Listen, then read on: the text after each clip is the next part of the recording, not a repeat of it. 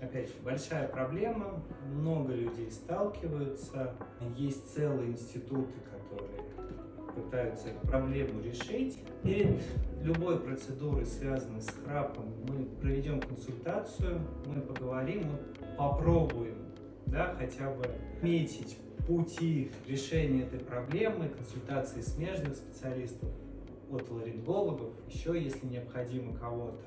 И, собственно говоря, сама процедура лазерного лечения храпа. Эта процедура, она направлена на то, чтобы укрепить слизистую полости рта, мягкого неба, язычка, небных дужек, да, для того, чтобы уменьшить проявление храпа и чтобы дать человеку возможность спокойно заниматься храпом дальше.